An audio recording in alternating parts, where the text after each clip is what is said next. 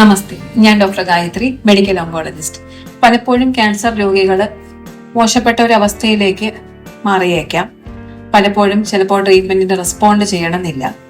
അങ്ങനെയുള്ള സാഹചര്യങ്ങളിൽ ഡോക്ടർമാർക്ക് ഒരിടത്തെങ്കിലുമൊക്കെ അവസ്ഥ പറയേണ്ടി വരും. ക്യാൻസറിന്റെ രോഗാവസ്ഥയെ പറ്റി പറയേണ്ടി വരും, മോശമാണെന്നുള്ള കാര്യം പറയേണ്ടി വരും, എന്ത് വേണമെങ്കിലും സംഭവിക്കാം എന്നുള്ള കാര്യങ്ങളെല്ലാം പറയേണ്ടി വരും.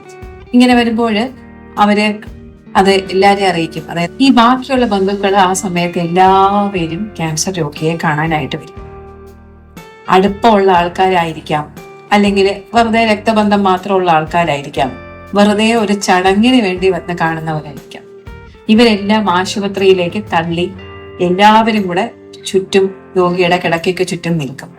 എല്ലാവരും സിമ്പതിയോടുകൂടി പേഷ്യന്റിനെ നോക്കും. ഇത് ഒരു നല്ല പ്രവണതയാണോ? നമ്മളതൊന്ന് ചിന്തിച്ചു നോക്കേണ്ട കാര്യമാണ്.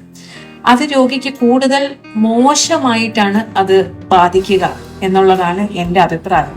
നമ്മളെ ഒരുപാട് സിമ്പതി കാണിക്കുക, അയ്യോ എന്നുള്ളൊരു മുഖഭാവത്തോട് കൂടി നിൽക്കുക, അതൊരിക്കലും ഗുണം ചെയ്യുകയും.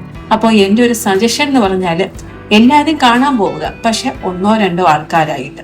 കുറച്ച് മണിക്കൂറുകൾ മാത്രമായിരിക്കും രോഗിയുടെ മുൻപിൽ ഉണ്ടാവുക, അല്ലെ കുറച്ച് ദിവസങ്ങൾ മാത്രമായിരിക്കും അദ്ദേഹത്തിന്റെ കയ്യിൽ ഉണ്ടാവുക. ആ സമയത്ത് നല്ല ഓർമ്മകൾ പുതുക്കാനായിട്ട് ഉപയോഗിക്കുക, പോസിറ്റീവ് വൈബ്സ് അവർക്ക് കൊടുക്കാനായിട്ട് ശ്രമിക്കുക.